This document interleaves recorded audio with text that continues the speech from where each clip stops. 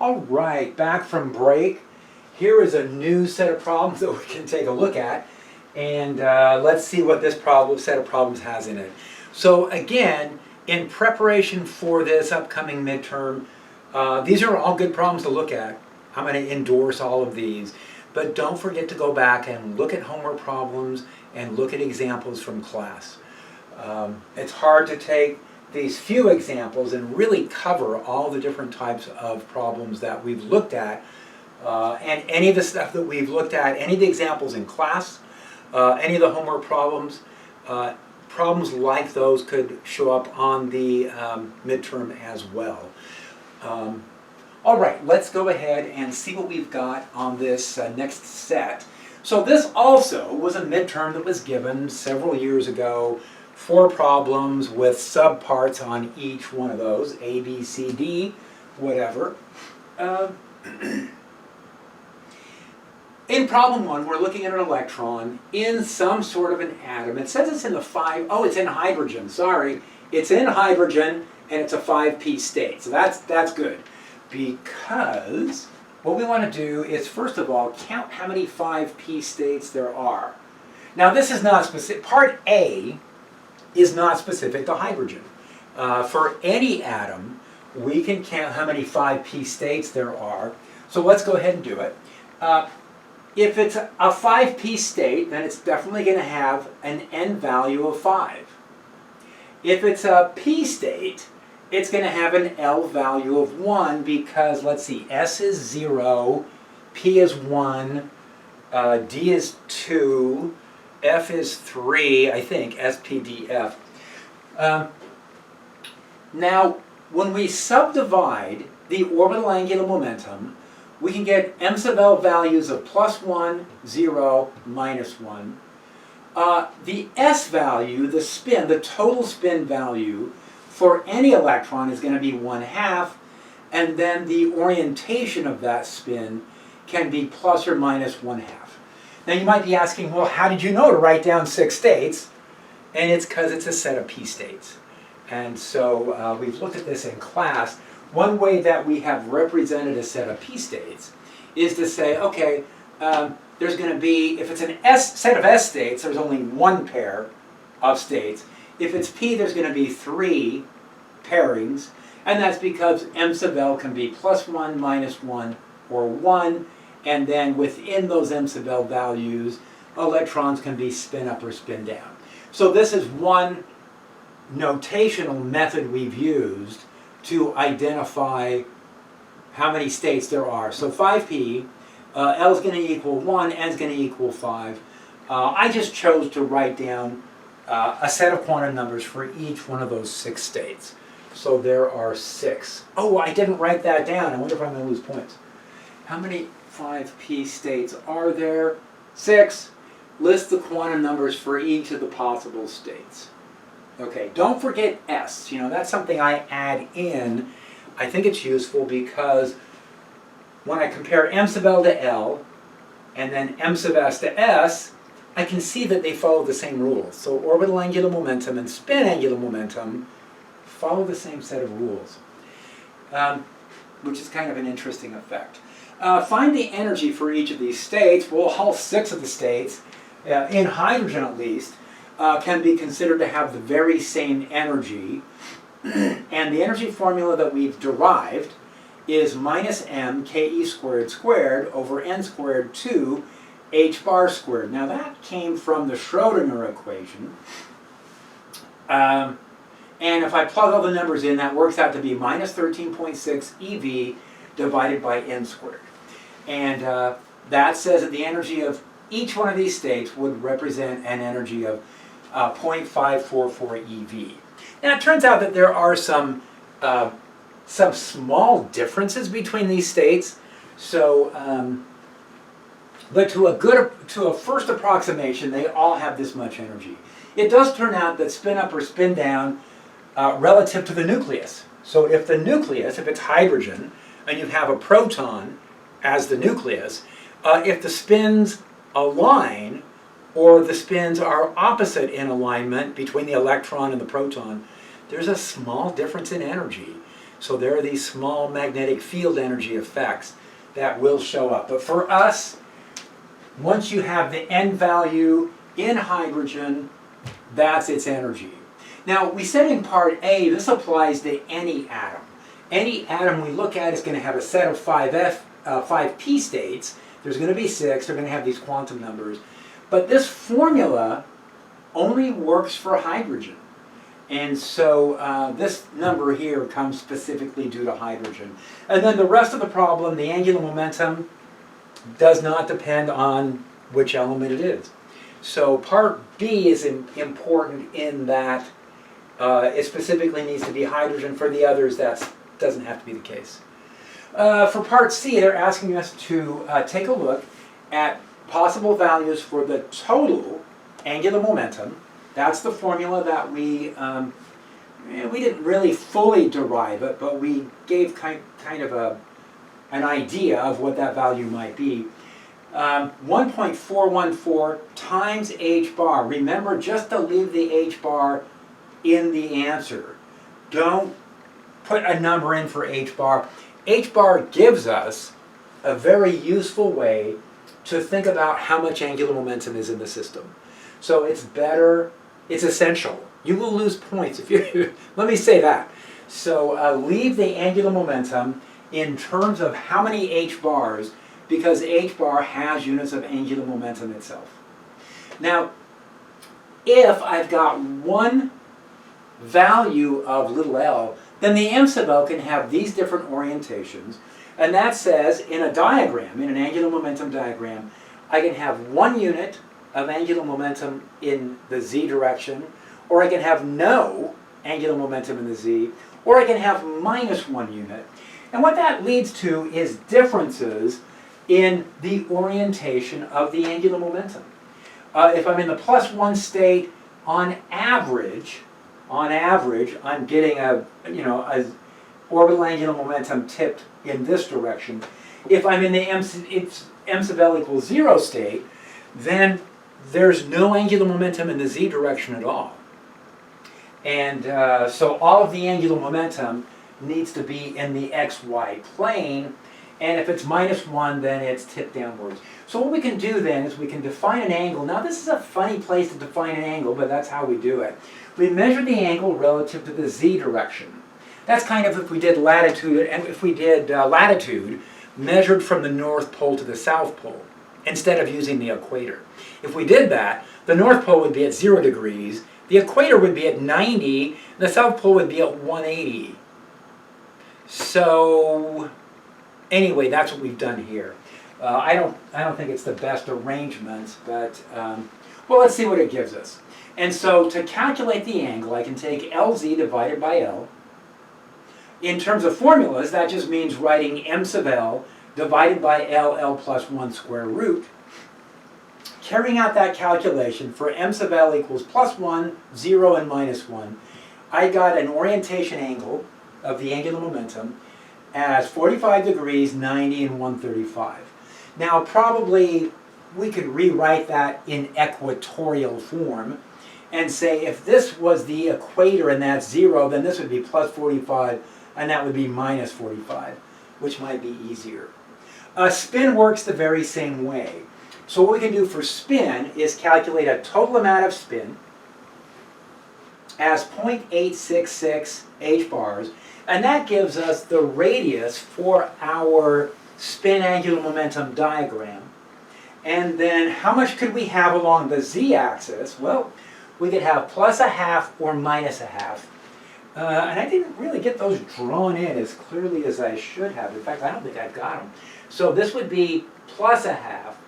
This would be down 0.5. I do have these dashed lines. Carrying out the very same calculation, it gives us thetas of 54.7 and then 125.3. Now, if I measure this from the equator, those would be angles of plus or minus 35.3 degrees. So that's the average orientation of the spin angular momentum and the orbital angular momentum for this hydrogen atom. Okay. Questions on any of that? All right, let's move on from that. Problem 2, we're moving on to molecular energy. So this is chapter 40. This was like 39, this is 40.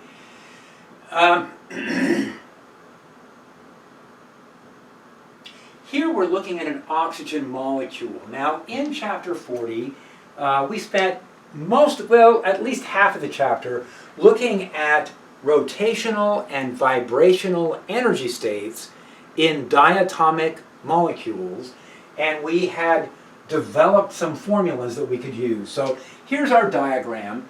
Here is a diatomic molecule. There's M1 in the nucleus on one side, M2 is the nucleus on the other side. There is there's not a spring. What we can do is we can talk about there being a force constant that models the effect of the nuclei vibrating back and forth within the surrounding electrons. So I have this nucleus, these two nuclei, oscillating kind of back and forth within the electron distribution, and that would represent vibration. So that would be vibrational energy as they shift back and forth. Now what also can happen is we could have rotational energies. We can imagine that this molecule is tumbling around its center of mass, and that would represent energies of rotation. So for the oxygen nuclei, did we say this in the problem? I hope so. What we said is that we're going to be using the 16 isotope of oxygen. So remember, the numbers off the periodic table, those are averaged over different isotopes. And I think oxygen has stable isotopes of what? Oxygen 16, maybe 17 and 18. Oxygen has 2 or 3 stable isotopes, and they'll behave differently. So when we're calculating energies of rotation or energies of vibration, it's particular to the masses that we're dealing with. We can't just average over those. So in these problems, we need to know which isotopes we're working with. So we're going to say that both of these oxygens have the isotope 16, which really dominates. So almost all the oxygen nuclei in nature are the 16 isotope. And then it says that the bond length, the distance between the two nuclei, the bond length, is 120 picometers. Now, for rotation energy states, the formula that we came up with is L plus 1, h bar squared over 2 times the rotational inertia, where L is an integer value starting at possible values of 0, 1, 2, 3, etc. And the rotational inertia would be given by mu r squared, where mu is what we call the reduced mass. Now, since both oxygen nuclei have the same mass, M1 and M2 are the same value, so we just really have one M value to keep track of. So I'm going to first of all solve for the reduced mass, and so that's 16 times 16 divided by 16 plus 16, that gives me 8. Check it out, try that value. And then the atomic mass units have got to be converted into kilograms, because we're going to be using standard units. It's most easy, the easiest approach here is to use standard units for the masses. So I want to get those atomic mass units converted right away into kilograms as soon as I have that reduced mass figured out. That says the rotational inertia of this O2 molecule, this is the stuff we're breathing, right? Along with the N2 molecules and the argon, but this is the stuff that metabolically is active for us, is the O2. And the rotational inertia of these, not surprisingly, turns out to be a really, really tiny number in standard units. The mass is really tiny, 10 to the minus 26 kilograms. The bond length is really tiny, 10 to the minus 12, it's down here in hundreds of picometers. Anyway, we have a rotational inertia, 1.91, 10 to the minus 46 kilograms times meters squared. Okay, so we've got that rotational inertia figured out, calculated, and that's the range of values I'm expecting. So if you're doing these calculations, if you see something that is wildly larger than this, many orders of magnitude larger, it's wrong. It's going to be wrong. So if you see something much larger than 10 to the minus 46, something like that, go back and check your numbers. Let's see. And then, in addition to getting the rotational inertia, I want to get this h bar squared divided by I, so the I is going to go into that. When I took h bar squared, standard units, I'm using standard units everywhere here, so make sure h is in your notes, h bar is in your notes, and have those both in standard units of joules times seconds, and ideally have them also listed in EV seconds, because we also use h bar with units of EV attached pretty regularly. So the h bar squared over I works out to be 2.91 10 to the minus 23 joules.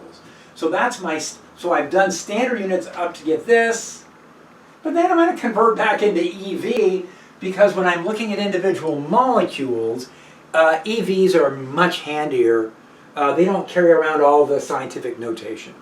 So, this actually does have some scientific notation. In any case, I'm converting back into EV.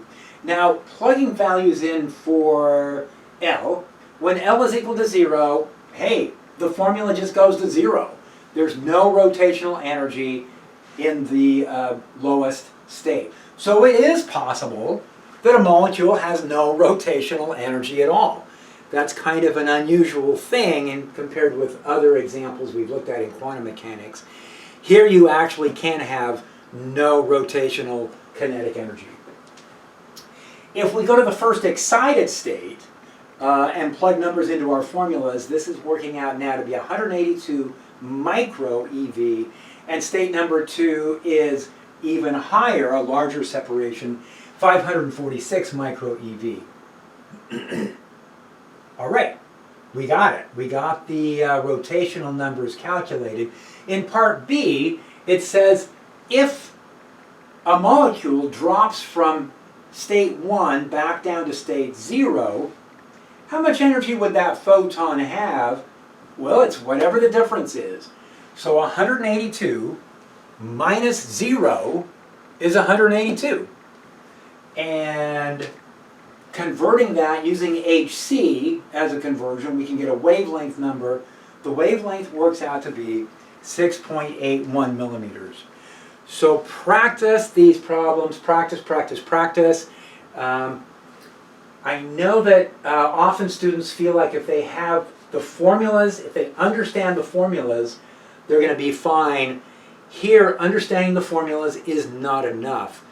You have to practice carrying out these calculations, switching into standard units, and then at the end switching back into EV and keeping track of all the conversions. So these are really good problems in terms of keeping track of conversion of units.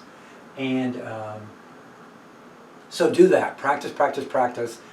Carrying out the actual calculations, and do that using a calculator that you're going to use on the midterm. Don't use a different calculator now, and then on the midterm switch to a different calculator. Get used to using one calculator so that you understand its order of operation all the way through the exam. All right. So let's move on from rotation into vibration. Parts C and D on the problem are asking about what are the energies of vibration for the different vibrational quantum states. So these molecules are they've got quantum states for their electrons, they've got quantum states for their rotational energies, and there are quantum states for their vibrational energies. Now, the formula that we were given for the vibrational energy of diatomic molecules is V plus 1/2 times h bar times omega, where V is equal to an integer, starting at 0, 0, 1, 2, 3, 4, something like that. So what that says is, and then the omega, the frequency that we have here. Now, we've talked about this in class, that the frequency that we use here is, it's kind of a useful variable to think in terms of. Now, quantum mechanics says that these nuclei, they're not following trajectories. So it's not that the nuclei are actually shifting back and forth and following these oscillation trajectories. It's there's a probability distribution of what the bond length will be. So there are wave functions that are going to represent what the probability is for a given value of bond length if we do some kind of a measurement on these diatomic molecules. But regardless of that, we do introduce this idea of a frequency, and we can relate the frequency to the force constant for the molecule divided by the reduced mass. So I feel like these are more meaningful. There's kind of a force constant that's tending to pull the two nuclei back to the most stable bond length within the molecule. All right, now the lowest energy state, E naught, then would have an energy of 1/2 h bar omega. Now, what information did they give us? Ooh, look what they gave us. They did not give us the K value. They did not give us the force constant. They gave us the amplitude of vibration of the lowest state. So, and that's why I'm doing the algebra here. Okay, so, so I'm going to take that lowest state, because that's what they gave us information about, the amplitude of vibration.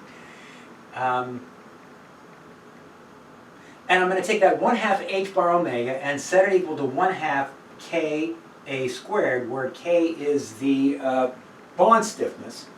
And then I'm going to set the K equal to mu omega squared. So if you go back and look at how oscillations were defined, they were defined, well, the relational formula. When we were doing oscillations, we showed that the frequency and the mass and the stiffness were related by that formula. So I'm taking out the K. Oh, it's right here. This formula right here. I'm solving this for K. K is equal to mu times omega squared. I'm substituting that in, and then between here and here, I am setting, these two are set equal to each other. I am solving that for omega. So it says that this frequency that we've introduced can be determined by taking h bar, dividing by the reduced mass, and dividing by the amplitude of vibration. So what does it mean to say that the amplitude of vibration is 5.1 picometers? That's what we were told. And that the bond length is 120. So what that says is the bond length, the average bond length, the most likely bond length we would have in the ground state would be 120 picometers. But there's going to be some probability extending out plus or minus 5 picometers in either direction. So the bond length very easily could be reduced to 115, or it could be extended out to 125. So it's giving us an idea over what range of values could R be found. Now, if the bond is really stiff, if the K value is really high for the bond, and the K here is not the electromagnetic force constant, it is not Boltzmann's constant, it is the stiffness of the bond. And we're representing that with this ideal spring. So the bond length could easily be found to vary by 5 or more picometers in the ground state. As we go up to higher and higher energies, that amplitude of vibration is going to increase. So the bond length variations could be larger. So that's what this means. Now, substituting all the numbers into this, putting everything in standard units, and substituting the numbers in, the omega is going to come out in radians per second. and it came out in 3.05, 10 to the 14th radians per second, and that allowed us to go in, ooh, look, here is my h bar value that I wrote into my notes in EV seconds. So that came out at 6.59, 10 to the minus 16. Now, let's be clear here. This went in standard units of joule seconds. The h bar that we have here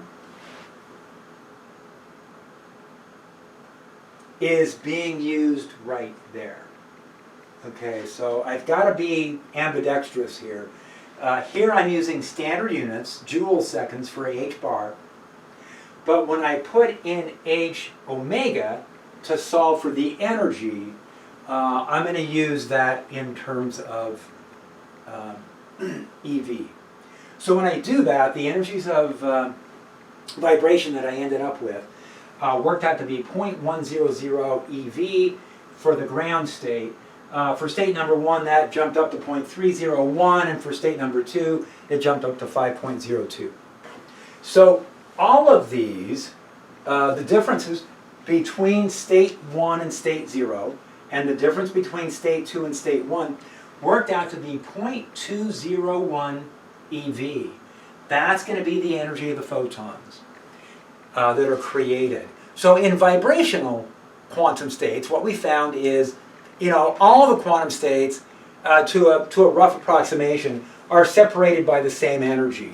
So photon transitions between any two adjacent states gives us the same energy photon. So this is kind of a characteristic energy for these vibrational states. 0.201 EV. The wavelength that goes with that would be 6,169 nanometers. All right.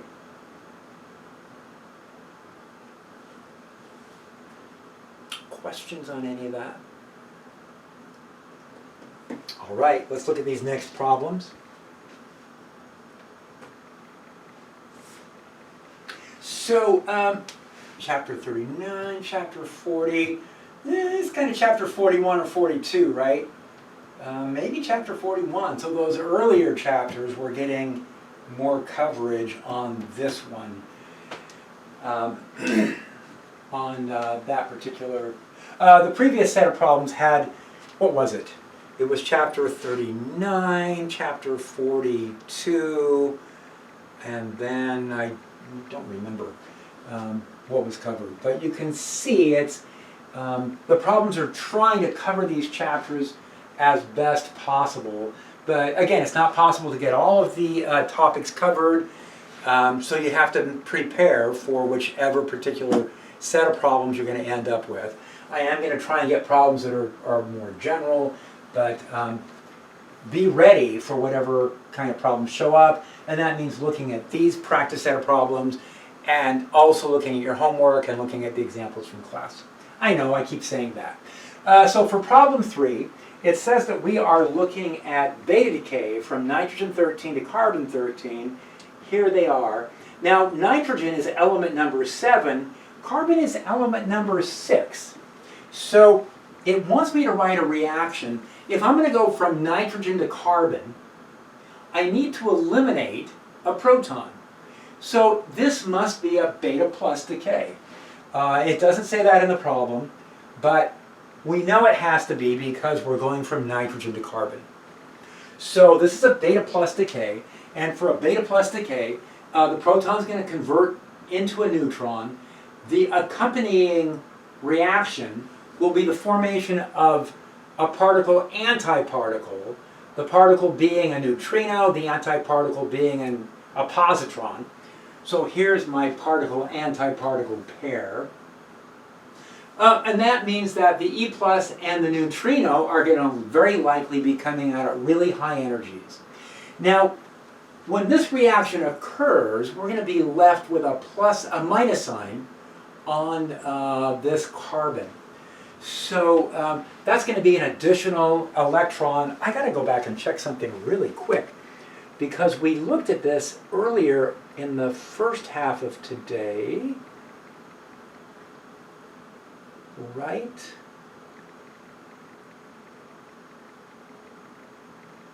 Maybe not. Oh, here it is. We did. Problem 2. Got it. So let's see. I don't think I mentioned this on that problem 2 on that first review set of problems, is that the calcium coming out has a plus sign. The argon here is going to have a minus sign because there's an extra electron. And with beta neutral, an electron disappears and a proton disappears, so there's no charge balancing to be done. And so for a complete description of these, I would recommend get these underlying reactions written. If there's any mismatch of the electrons, make sure the electrons are being counted properly for each of these reactions. And then as long as we're here too, that would give us a chance to say, this is chapter 39, this is 41 or 42? 41, I think. This is 42.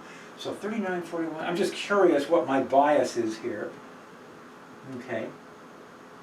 That will help me decide whether I want to maintain that bias or not. You guys can always let me know which would be your favorite chapters to show up on the midterm. And then this is chapter 44. Okay, got it. Well, a little bit of 42 thrown in also. Okay, back to problem 3 on the second set.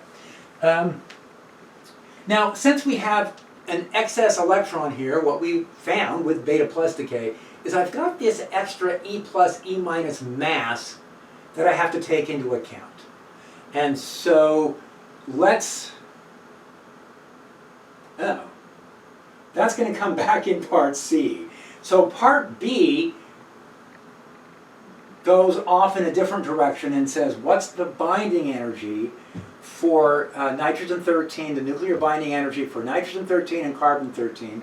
And so I got to take all those masses of the protons, the neutrons, and electrons. I got to do proper counting, adding all those together for nitrogen-13, 7 protons, 6 neutrons, and 7 electrons.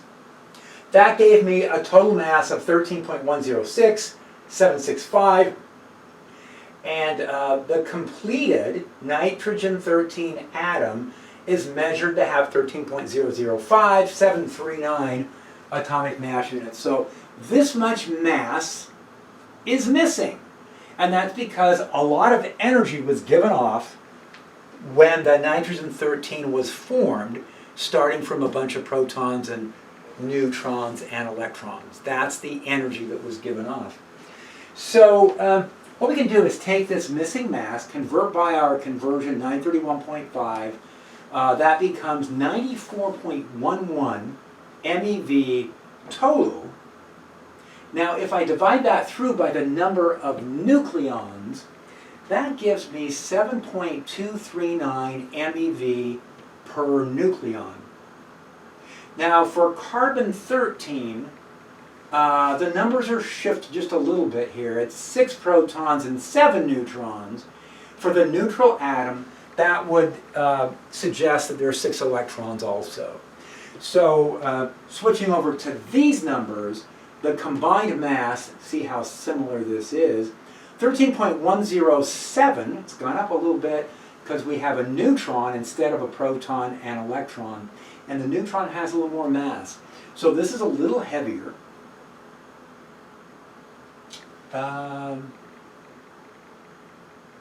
then the mass of the completed carbon-13, the individual pieces are heavier.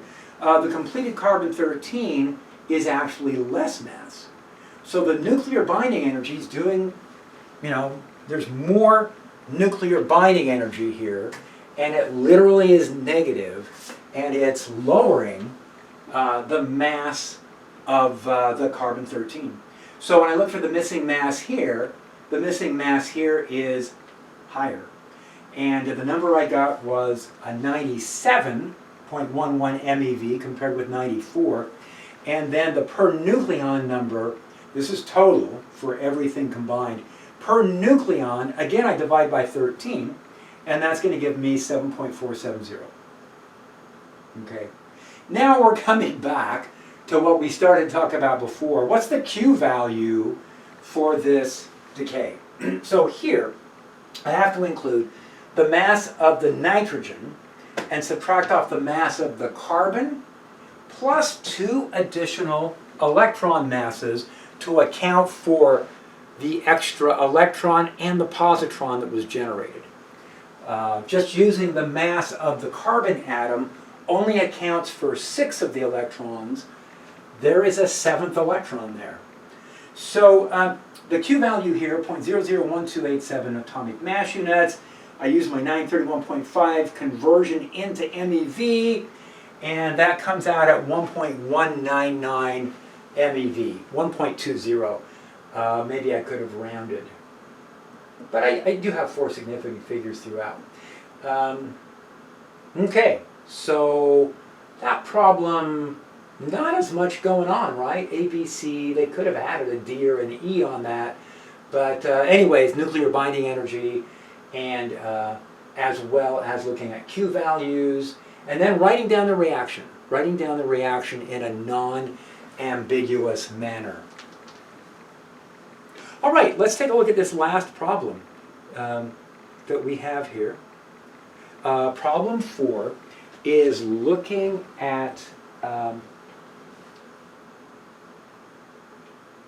the lifetime. How long can the sun last if it continues to shine at its current rate? Ooh, this is too much like problem 4 that we looked at in the earlier session, huh? I should have come up with a problem that was more distinct. Again, I'm just taking these from previous year's midterms, but I could have looked for a specific problem, something different, and substituted it in. In any case, there are some differences here that we can look at. So it says this. It says that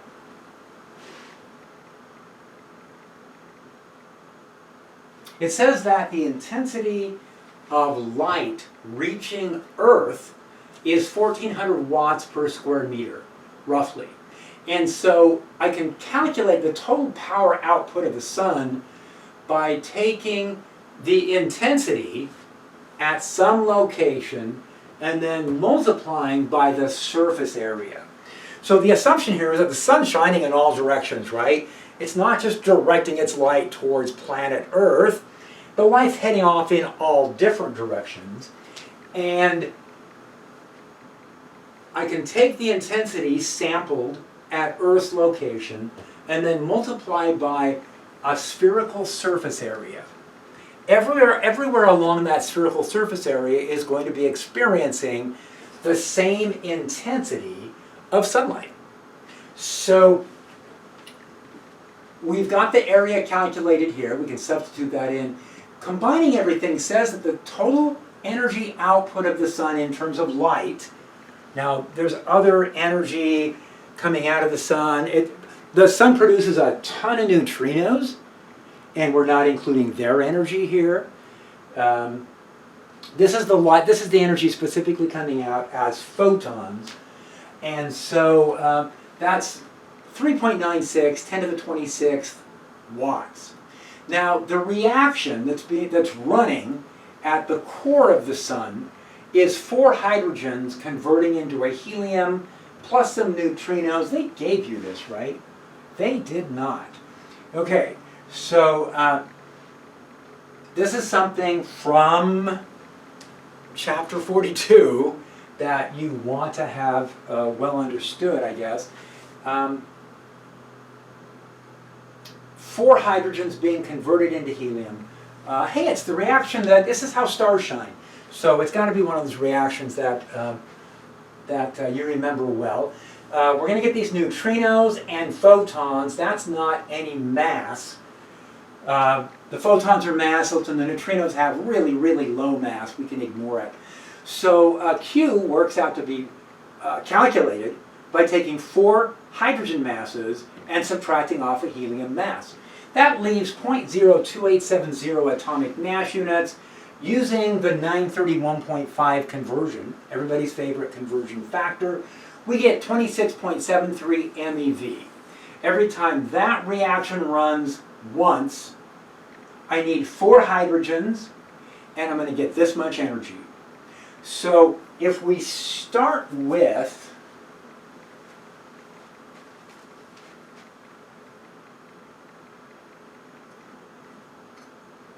let's see, how much mass do we have in the sun? It says here that the mass of the sun is 2 times 10 to the 30th kilograms, but about 25% of the mass is helium, and about 75% is hydrogen. So what we're going to do is we're going to start with 75% of the mass, and 75% of the mass would be 1.50 10 to the 30th kilograms of hydrogen. And we're going to run all that hydrogen through the fusion process. So what we've got here is, now the mass on hydrogen is 1.007825. So I wrote in 1.0078 atomic, this should be for 1 hydrogen. Okay, let's see here. So we're going to take from this 1.50 10 to the 30th kilograms, we need to count how many hydrogens are present. And so what we need to do is cancel out the kilograms of hydrogen.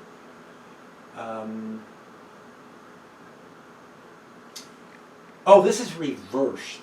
Okay, I've got to get this flipped over. This is flipped over the wrong way. This needs to get converted. Sorry for that. I'm going to go ahead and finish this out. Actually, let me go ahead and make that change right now. That's one that's important enough. Let me get that number switched over, and then we'll pick up again.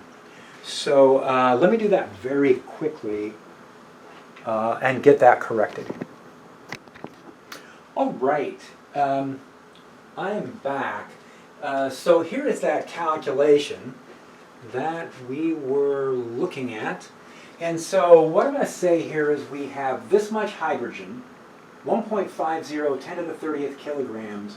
And then what I want to do is I want to take the molar mass of hydrogen, given as 1.078. I didn't really need all these significant figures, but I went ahead and kept them.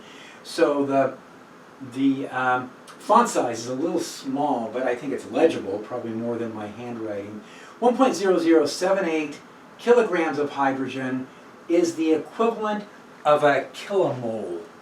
So that's Avogadro's number multiplied by 1,000. We've used that approach a handful of times through Physics 3A and Physics 3B. Now that we're getting close to wrapping everything up. So it takes 4 hydrogens to produce 26.73 MeV, and then the MeV can be converted into joules.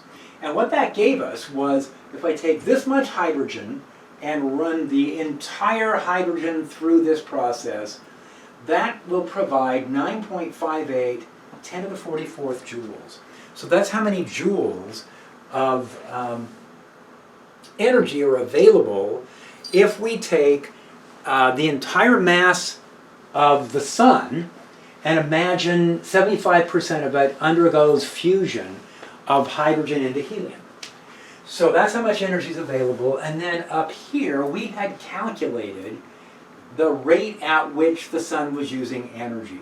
So if I take the energy and divide by the energy rate, that will tell me how much time that intensity can be maintained. And it says that the sun could keep shining. It has enough fuel to keep shining from its inception, I guess, not from now, but from whenever the nuclear fusion reactions first kicked in. There's potentially enough fuel there to last for 2.4 10 to the 18th seconds, which converts into 76.7 billion years. Now we have good reason. Our best measurements from radioactive decay and such is that the solar system formed probably about 5 billion years ago. We're expecting that that's how long the sun has been shining. Now you might think, wow, 5 billion years, we have a lot of time left here, billions and billions of years.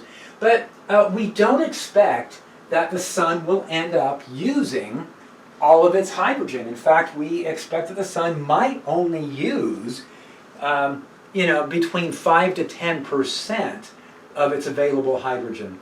So that means that this 76 billion years drops down to about 10 billion years. So we expect that a star the size of the sun, with that much hydrogen that it's made out of, will only use between 5 and 10% of its fuel before the fusion reaction shut down. And so the time then reduces down to about 10 billion years. So, 5 billion years into this, an additional 5 billion years to go, that we expect that the sun will be running this hydrogen fusion reaction. Well, I'm glad we got that. I hope that makes sense now, and it's written more clearly. So anyway, whatever questions you guys have, I'm going to have plenty of office hours going on. Make sure that you stop by with whatever questions you've got. We are totally in review mode now for midterm 4 and for the final exam too. So I believe there is another review set of problems for the final. And right now the focus is on midterm 4, but you can start looking at some of the relevant problems from the final review as well. And practice some of those. Okay, I think that is going to wrap everything up for today. Whatever questions you guys have, stop by. Let's get those questions looked at.